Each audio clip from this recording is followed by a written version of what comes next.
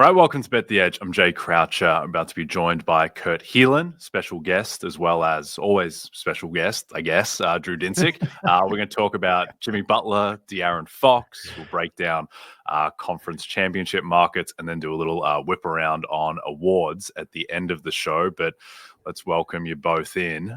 Kurt, it's great to have you as always. Well, thanks for having me. It's always fun, especially it's always fun to get together with Drew on streaming when we live like 5 minutes from each other. So yeah. Exactly right. Drew Dinsick is always best at a distance, just as Jimmy Butler is best at a distance for the Miami Heat right now. Kurt, not much of a setup here. Just what do you think is going to happen as the conclusion to America's national nightmare? God, I wish I had a good answer for this. I wish I said I saw the path to X happening because Miami lowered the price and a bunch of teams called. Golden State called, a bunch of other teams called and kicked the tires again. But there's a really limited market of teams that want to get in the Jimmy Butler business because you've got to pay for Jimmy Butler going forward, right? He wants $100 million over 2 years after this. Good luck with that, Jimmy. I talked to an executive recently who said, what if you got him to opt out of the 52 he's got next year and could get him for 2 at 75 or 80? And they're like, maybe if I'm a contending team desperate enough to kind of go down that road, but that's where you're stuck, right? Like, who's going to want him? It's got to be a team that he's 35. So you've got to have a win now team kind of looking for a desperation move, right? That makes sense. The obvious one that comes to mind is the Memphis Grizzlies. And I know that there's obviously history with the city of Memphis and Jimmy Butler, but is there, and I guess really that's what you're looking for, right? Like a team that's knocking on the door of the Western Conference that's not as good as OKC, but might be if they get Jimmy Butler. Like, can we expect anyone to step in? There's a reason the Bucks are looking around at teams, right? They realize they're good, but they're not as good as the teams above them. Right. But that's a really limited market. Memphis, I mean, you guys, we talked about this a little off there. They're perfect in a lot of ways, except Jimmy and Memphis don't get along. Plus, Memphis has been pretty clear they're not that interested in paying him big money going forward. They've got some financial hits coming up with all the guys they've got to re-sign already on the roster. So, I mean, if you could get Jimmy there and he fully bought in for the rest of this year, that's a really dangerous team. I just don't know that you can. This is Jimmy. I don't know that you can trust that that's what you're going to get there. And I'm not, again, now we're down. Obviously, Phoenix is the place he wants to go, but the only guy with less trade demand around the league than Jimmy Butler is Bradley Beal. And so you're kind of just stuck. Indeed. And Memphis also have the issue where they have 50 different players who need minutes every night, and they have 2 more coming back in Marcus Smart and Vince Williams. I think, in a way, the more interesting guy, just because Jimmy Butler has been beaten to death over the past 6 weeks or so, is De'Aaron Fox, who the Kings did not have a good performance against the Sixers. We're recording on Thursday afternoon. That game was Wednesday night. There might be a bit of a malaise sinking into that team. Do you think ultimately that Fox gets moved, or do you think it's more likely that he just stays in Sacramento through the deadline and perhaps they revisit in the summer? First off, Jay, mid-season malaise, I think it's possible the Kings just aren't really that good. Full season. Well, Boston can have a malaise. I don't know if the Kings get to have one. Fox's people are pushing the narrative hard because simply money. If he gets traded this summer, he can re-sign for 5 years. I think it's $296. Look, if he were going to be all NBA, he'd be staying in Sacramento because the Supermax would blow everything out of the water. He's not going to turn down the extra money. He's not going to be all NBA. So now he's looking to get traded before the deadline because wherever he lands, he could sign, I think it's 5 years, $296. If he waits to become a free agent or it's a sign and trade, it's 4 years, $219. That's an extra year and a lot of guaranteed money off the table. So they're pushing hard for this to happen now. And there are real team. Look, I think Sharania said there were dozens of calls, but I know specifically obviously the Spurs are the team that gets mentioned the most. It's the logical fit. It's where he wants to be. They also have a ton of draft capital. You can make the trade really easy. It's Devin Vassell or Keldon Johnson and Trey Jones. So they get a point guard back. And then 3 firsts. And you've got Atlanta's 25 and 27, I think unprotected. You've got their own picks and a couple others thrown in. So it's real easy for them to throw 3 or 4 firsts in there and get it done. But there's a lot of teams in that boat. It's much easier to move. Houston can get in this mix. They're not long for, right? Like that's an up and coming team that where Fred VanVleet, as important as he is to them right now, is not the long-term answer at the point. Mm-hmm. So they're kicking the tires, and they're another team with plenty of assets to make a trade. There's a lot of those teams out there, and there's way more demand for a good team player who's 27 than Jimmy Butler. Yeah, the age matters, surely. When a story like this comes out and it's the Kings are willing to listen, right? No, first of all, like that to me, that's like, okay, well, there's a much longer arc to this story. We're just kind of getting. I just quickly say, like, my favorite part of this whole thing is De'Aaron Fox coming out, I think in Philadelphia, like one of the games going, I didn't ask for a trade. I didn't demand a trade. No, your agent made a Vito Corleone request. Like, you're going to do me a favor here. Like, it wasn't a request, but you ignore that at your own. It might as well be. So anyway, the minute he turned down the extension with them, like, hey, we're not signing an extension with you.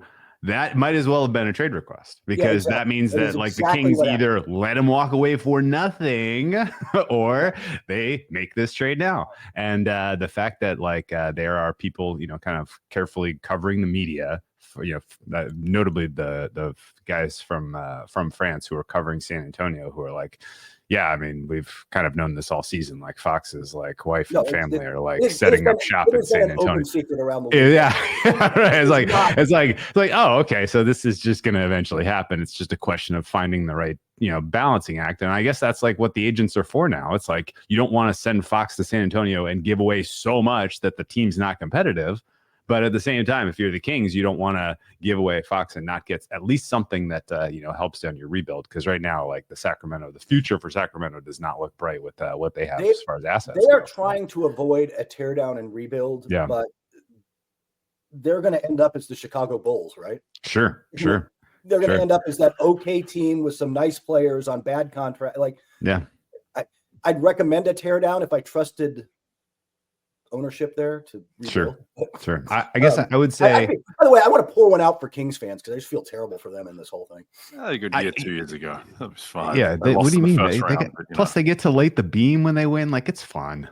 Their stadium's nice. Their arena's nice. But no, like.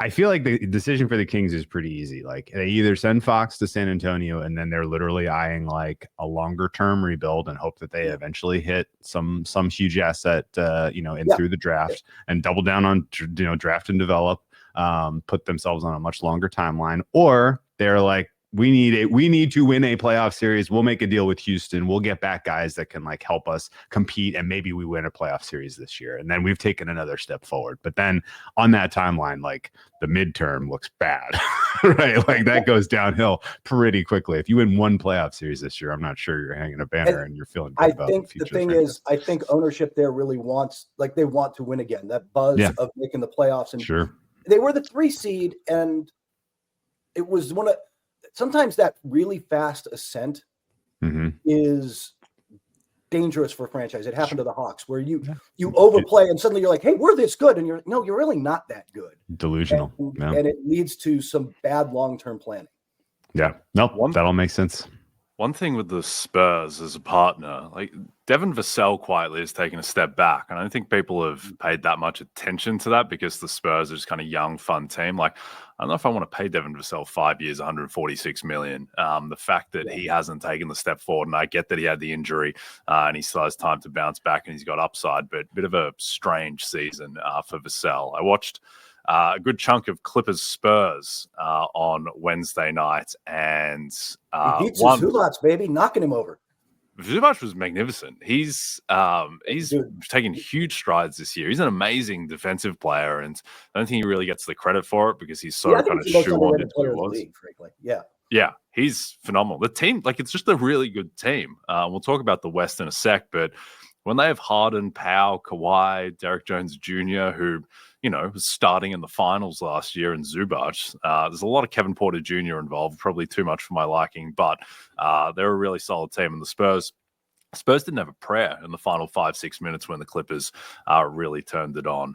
But we're talking about the Kings as a team going nowhere. Another team going nowhere, gentlemen, the Wolverhampton Wanderers, as they look to stay out of the relegation zone this weekend when they host Ollie Watkins and Aston Villa. Catch the matchup at 12:30 p.m. Eastern this Saturday only on NBC and Peacock. They might be going down, Jay. I don't know about going nowhere. Yeah, it's true. Yeah, I hope they like life in the championship. I'm just saying, it's a good season for us Newcastle fans. It's been a really good season for us. Yeah, I got a lot riding on Newcastle to make the top 4, Kurt. So hopefully you can get that home for me. I'll see what I can do. Yeah. As I sit here wearing an AS Roma sweatshirt. So. There you go. Well, they're not looking as good at the moment. A team that is looking good is the Oklahoma City Thunder, notwithstanding that loss to Golden State.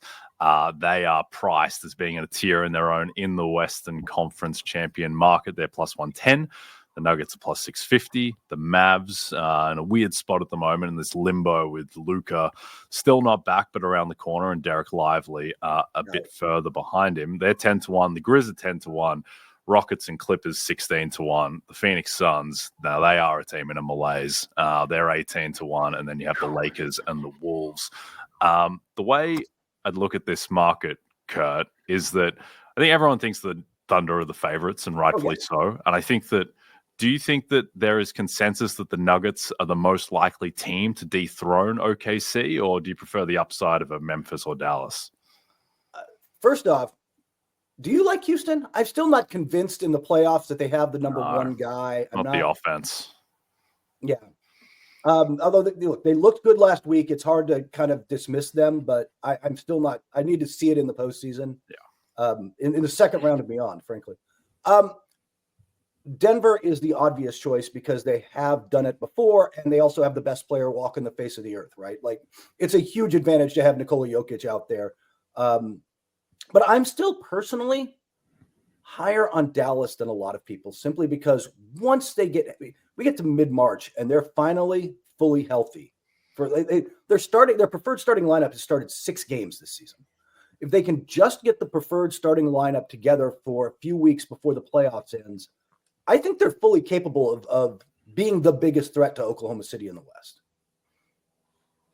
That makes sense to me. I think we might have had that exact conversation on this podcast about a month ago. And I almost want to think it's a little bit of a benefit that Luka's missed all this time. I mean, as you know, you remember, like, he kind of has had sort of an every other year thing in the playoffs. And I feel like part of that reason is that, like, when he is playing that deep into the month of, May, or in that last case, June, sometimes he's not quite ready to kind of get into the full swing the next season. But so I feel like this time off to rest and recover probably helps him, especially since, like, the Mavericks are kind of treading in what is otherwise like a not really, there's no one really racing away here that you can't run and catch. Like, we could wake up and the Mavericks could be the 2 seed, and I don't think any of us would be surprised. They put on such a show at the end of last season in particular and they basically have the same squad. So I'm very much prepared for the Mavericks to be a huge threat.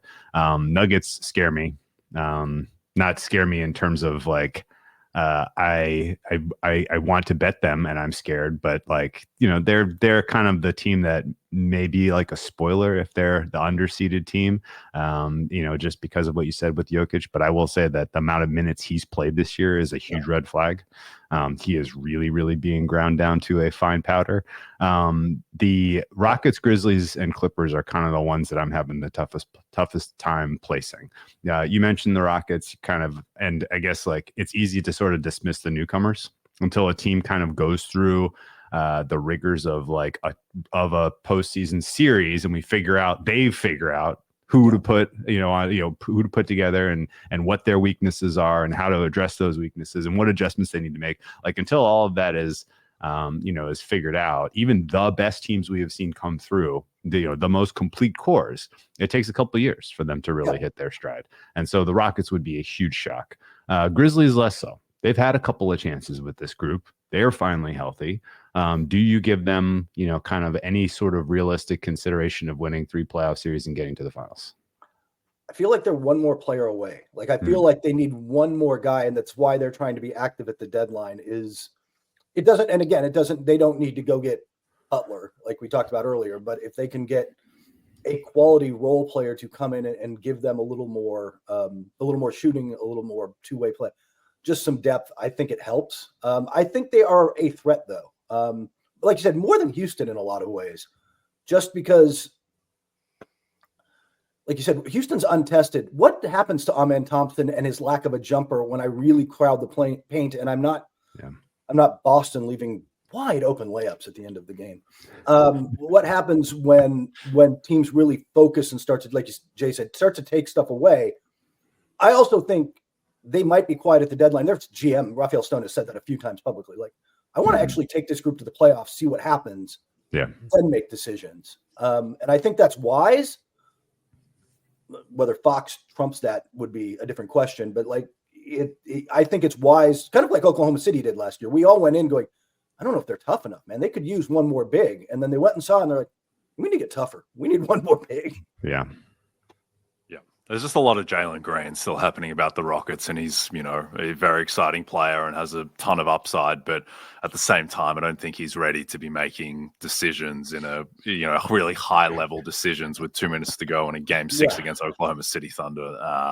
Type of world is probably, I think the Grizzlies might actually be the second most likely team to get out of the West, even though I think come playoff time, I think the Mavs will be the second best team in the West. But just the fact that they're probably going to have to play 3 series on the road and have a tough draw. They're the 8 seed. They're 6 games back of Memphis in the 3 seed, and just Memphis just having home court, having their depth. I agree that if they could just consolidate some of these pieces and end up with a Cam Johnson type of player, instead of having to start, Jalen Wells and Zach Edey, who are great, but they're both rookies. And ideally, you're not starting those 2 guys in a Western Conference Finals.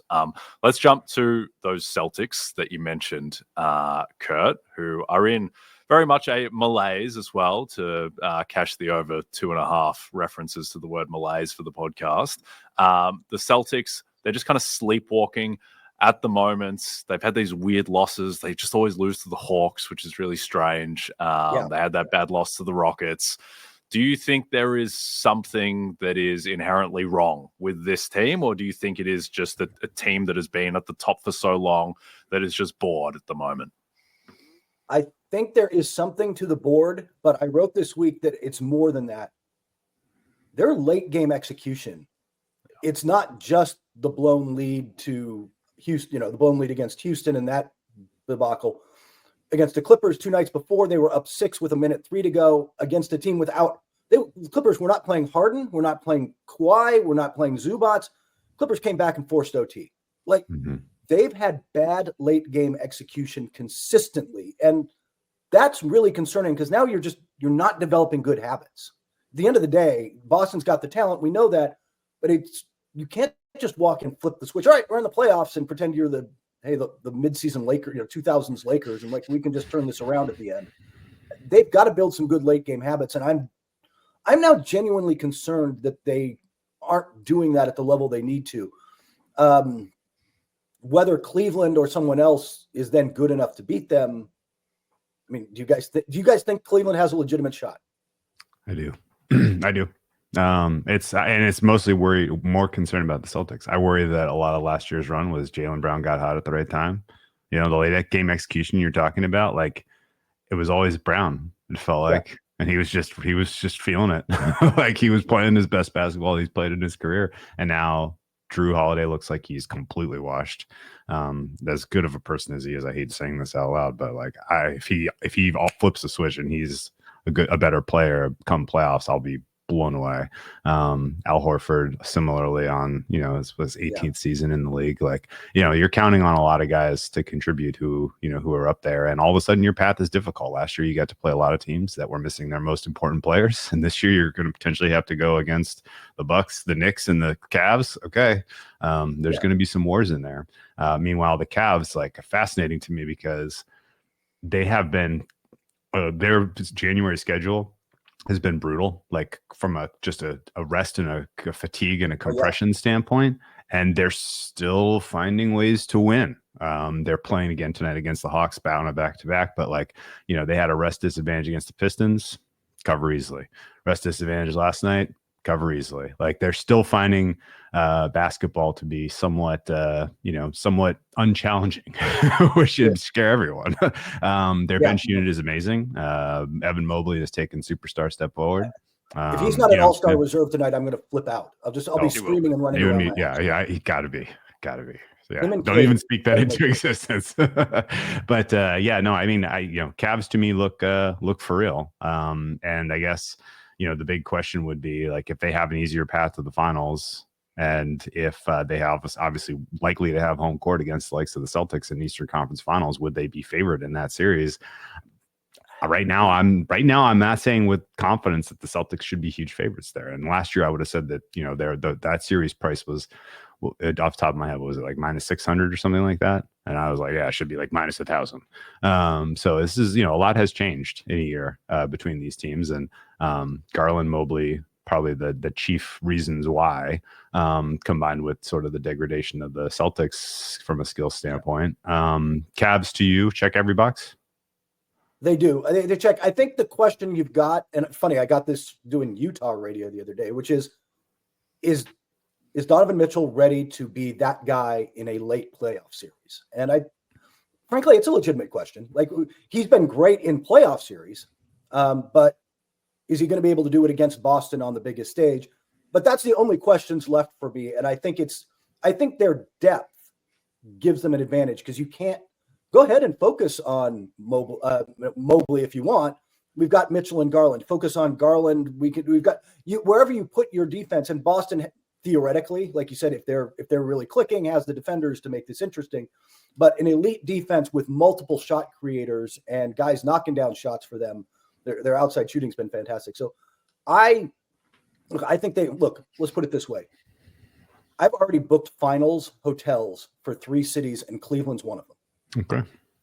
I like it. Yeah, I think the thing with Cleveland is that Mobley has these games now where he looks like young Kevin Garnett. Like the game against Oklahoma City, the first one where like they're running ISO plays for Evan Mobley at the end of games, going, one-on-one against Isaiah Hartenstein, who's one of the best defenders in the league. I think the thing with Boston this season is that they can't withstand a Porzingis injury. Like he needs to be right for the playoffs, because otherwise I don't think they're at the same level. And Kurt, to me, the most interesting thing about Boston is, Drew Holiday is a 34-year-old guard. It makes sense that he would drop off a little bit. Tatum's still awesome. Porzingis is awesome. Derek White's awesome. Jaylen Brown has not been the same guy this year. He is 114th in the NBA in estimated plus minus. His true shooting has dropped to 54%. I think his defense has fallen off a bit too. Do you think this is just him kind of sleepwalking through the season a little bit and he'll find the extra gear in the playoffs? Or is this perhaps, is he just gotten worse? That's a really good question. I don't know that he's gotten worse, but it's concerning that this wasn't a 1-month fluke, right? Like it wasn't like he had a bad stretch. It's been like an extended bad stretch now. And it's part of the problem at the end of their late game execution. Like Drew was saying, last year, it was Boston was able to look. Brown was the MVP in the Eastern Conference Finals and the NBA Final for a reason, right? Like he was the guy making the big plays when they needed it. And if he's not that guy and I can load up on Tatum, that's a real problem. That's a real problem for them. Yep. That is, I think, the most interesting thing to watch with that team. Just that interesting dynamic. Because as much as Brown did save them at the end of games, like particularly that game 3 against Dallas in the finals where Boston were completely blowing it with Luka fouled out, like Jaylen Brown saved them, but he saved them taking like bad Jaylen Brown shots. They just went in, which is kind of how it goes sometimes. And Tatum takes bad shots at the end of games too, but they're going to need the kind of top 20 player in the NBA that Jaylen Brown was looking like in the finals. Okay, before we get to some awards, watch the biggest names in sports talk, including Mike Florio, Dan Patrick, Dan Lebitard, and Matthew Berry, as they cover the biggest moments on and off the field each weekday on the NBC Sports Now channel. It is now available on Peacock and free on most streaming platforms. Learn more at NBCSports.com/now. As you all know by now, we've teamed up with BetMGM this season. We'll be using BetMGM lines to make all our picks, and we'll have special offers for our listeners each week. If you haven't signed up to BetMGM yet, use bonus code BETEDGE, and you'll get up to a $1,500 first bet offer on your first wager with BetMGM. Here's how it works. Download the BetMGM app and sign up using bonus code BETEDGE Deposit at least $10 and place your first wager on any game, and you'll receive up to $1,500 in bonus bets if your first bet loses. Just make sure you use bonus code BETEDGE when you sign up. See BetMGM.com for terms. 21 plus only. U.S. promotional offers not available in New York, Nevada, Ontario, or Puerto Rico. Gambling problem? Call 1-800-GAMBLER. Available in the U.S. Call 877-8-HOPE-NY or text HOPE-NY 467-369 in New York. Call 1-800-NEXT-STEP in Arizona, 1-800-327-5050 in Massachusetts, 1-800-BETS-OFF in Iowa, 1-800-981-0023 in Puerto Rico. First bet offer for new customers only, subject to eligibility requirements. Rewards are non-withdrawable bonus bets that expire in 7 days in partnership with Kansas Crossing Casino and Hotel. Don't forget, if you haven't signed up for BetMGM yet, use bonus code BETEDGE and get your $1,500 first bet offer today. Okay, let's close out talking about some of these NBA awards. Kurt is one of the 100 voters, though obviously opinions subject to change with still 45% of the season left.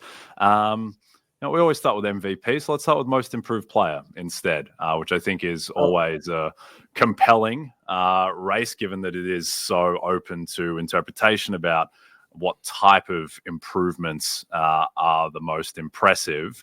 I think, so right now, MGM still hanging Norman Powell at plus 140. He's flipped into favorite other spots in the market over Cade Cunningham, who's minus 110 at MGM. Tyler Hero, the third guy in the market, 10-1. Amen Thompson is 15-1, and then Evan Mobley is 18-1. Kurt, I think the most interesting aspect of this market in a way is just, what do you think about Cade Cunningham's candidacy? Because he's obviously made a huge leap, advanced stat leap is off the charts. He's made incremental increases in his points per game and assists per game, but he was the number one pick and he's on a max contract. Pistons are an amazing story. How do you kind of balance all that out and thinking about Cade as a candidate or not? I try not to bring the number one pick max contract expectations game into it too much. Like, I want to keep this as truly like who improved the most, who took a step forward outside of, I do downgrade like Amen Thompson is just second year guy. I'm going to have a hard time with, but with that, I had Evan Mobley on the list early. Cade's in there. I've started to lean more towards Norman Powell, which was the one nobody saw, right? Like, James Harden's gone. Somebody's going to have to step up there, but I don't think any of us saw Norman Powell becoming an all-star level player this year. And to do that in year 10, I think, and do it on a team in desperate need of more offensive creation, because James Harden, and he may be an all-star reserve tonight, we'll find out. He's putting up numbers, but he is not efficient. This isn't Houston James Harden. Like, his true shooting is his lowest since his rookie year, and you can run through the other stats. It's not that good. Norman Powell has picked them up on the offensive end a lot. And so I kind of, right now I'm leaning that way, but this, outside of rookie of the year, this might be the most wide open thing. Rookie of the year is a shrug, but Norman Powell might be my leader if I had to vote today. Okay. So Cade Cunningham candidacy is a little shaky. That's what we've been saying, and we agree. I'm shocked that there's been no come together moment about Evan Mobley, but we'll see once, because this always goes to the first time All-Star. Always. Yeah, we'll see. And I have to say, when it came time to post our midseason awards and write out, like which ones are going, I left most improved off the list because I didn't really know where I wanted to go with it. Like, I'm just not. I felt I had to do rookie of the year with a shrug, but I didn't have to do most improved because it is kind of wide open. And to me, Mobley's not only made the leap to become a first-time All-Star, but that's like the leap he's made is maybe the hardest leap to make. Yeah, I completely agree. I think a big thing in this award is kind of balancing out difficulty of the leap, where making a star leap like a Mobley, like a Cade, versus like a non-linear improvement, because those guys are in, year 4. So it's a little bit more expected. It's still, not as expected as, say, Amen Thompson in year 2 making a leap. But I think to your point about Powell, Kurt, the fact that he's 31 years old, it's year 10. And also, even though he's getting more opportunity, the fact that his efficiency has gone up as he's gone from 13.9 to 24 points per game, and is, probably going to end up being the leading scorer on a 5 seed. Makes it pretty impressive. Let's go to MVP. Jokic made a real push in this market as he was going that ridiculous surge of triple doubles, but he's had 3 losses in a row, while Shai has been scoring 50 for fun lately. Shai is minus 550 at MGM. Jokic is plus 350. Do you think that Jokic still has a push in him, even though he's likely going to finish, 10, 12 games back of Shai in the standings? I think so. I think to me, it's kind of a coin flip. I think it's really close. He's been so efficient this year. I know he's had some off games, and like Drew said, that I wonder if we'll see a decline in efficiency if he wears down a little down the stretch, and they have to rein in his minutes to think about the postseason. But I think he also runs into, just in a voting mindset, there's a lot of people who are just not eager to put him to give him number 4. He's going to have to be overwhelming, to win number 4. And I'm not sure he's been overwhelming compared to Shai. I had Shai at the midpoint, but like I said there, it's a coin flip and then a step back to Giannis is probably clearly 3rd now, and then Tatum and Brunson and whoever else you're going to put in the mix below that. But it's those 2 guys to me in a coin flip, and we'll see where we land get to April. Yeah. Somehow, in some weird wrinkle of the universe, Kendrick Perkins has become the arbiter of this award, and he's out there beating the drum that Nikola Jokic is the best player on the planet, but SGA is the most valuable this year. And it's like, oh, come on. But then that gets echoed all over the place. And I think that's kind of why this is sort of the number we're looking at here. Jay got to pick on most improved player, which I know is his kind of most intriguing market. I'm the most tied up right now in 6th man of the year, where I feel like super sub Bees is coming through for the Pistons here, scoring 20 points a game, making it look easy, closing with a Pistons team that isn't winning, but is doing enough to catch people's attention. Do you feel like Payton Pritchard's candidacy is similarly tenuous to the Cade Cunningham story? Yes, absolutely. First off, looking at that market again, Amen Thompson started 15 in a row. Like he's not going to be eligible. I like DeAndre Hunter a lot. I like Beasley a lot as guys who could catch Payton Pritchard, and that's not a knock on Pritchard, who's been fantastic, and I think has the advantage of doing this on national television a lot and playing well on national television a lot, which gets him in front of I'm hesitant to speak for other voters. I don't know that how many are the ones I know are pretty obsessed. I don't know about everybody on how much everybody watches on some of these. So I think Beasley is coming on though. He's really starting to put together stuff on a team that's getting recognition now, right? Like It was kind of like, it's Detroit, whatever. But now it's not that way. Yep. No, Beasley, particularly with Ivy going down, his usage has gone up. He is, there is a chance that come season end that Beasley could be, 17 points per game on an upstart Pistons team that improves by, 28 games over last year. And Pritchard's at, 13 points per game. His usage has been going down since Porzingis came back. So I think there is still some movement potential in that race. I will say I'm high on Hunter, and we'll see. I was going to ask Jay. Jay was dismissing Hunter, thinking, and I thought the same thing when Jalen Johnson goes down, season ender. Like, they can't afford to keep him on the bench. They're playing him on the bench when there's no one else available to start. Still, like they are really committed to this now. I kind of want a Gene Hackman meme with Quinn Snyder goes, "No, my team's out there." Yeah. Well, I mean, they were starting, David Roddy and Vít Krejci over him, which probably means that he's just going to come off the bench every game going forward, which, I think with Hunter, his issue may be that the Hawks, just without Jalen Johnson, they might settle into being like a 37, 38 win team. That's a devastating injury, by the way. I feel terrible because he's had such a great season. Yeah, no, that's it's going to be tough for the Hawks, but, DeAndre Hunter averages 20 the rest of the way and they pull themselves to a 6-7 seed, then certainly I think he would have a very strong case. Last one for you, Kurt. And this is an award that no one talks about because everyone has anointed Victor Wembanyama as Defensive Player of the Year because he's averaging, almost 4 blocks per game. But the Spurs are now 20 and 24. They have the 20th ranked defense in the NBA. Wemby's advanced stats are excellent. When he's on the floor, they're more like the 5th best defense. Yeah. And certainly by the eye test, he certainly passes that. Do you think this is a foregone conclusion, or if the Spurs kind of spiral into being a 36-win team with the 20th ranked defense, does that open the door for a Mobley or a Jaren Jackson or someone else? Or do you think that it is just so evident that Wemby is the best defensive player that he just wins no matter what? I think he wins no matter what, honestly. And by the way, this is somebody who would consider, if they really start to spiral, would consider looking elsewhere with my vote. Yep. That said, I don't think that that's going to be the theme. And this is an award where more than coaching, frankly, the coach of the year, I talk more to scouts and people with teams for advice, because I watch a lot of basketball. I know some things, but like, I want a smarter person than I's opinion on defense. I want, there's not stats to give it to me, to help me through this in a way. Not give it to me, but like give me some guidance. And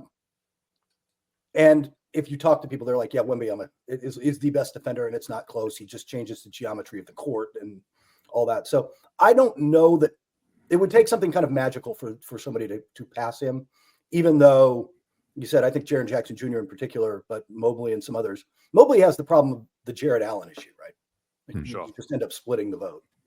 Who gets your Rookie of the Year vote if it's today? Drew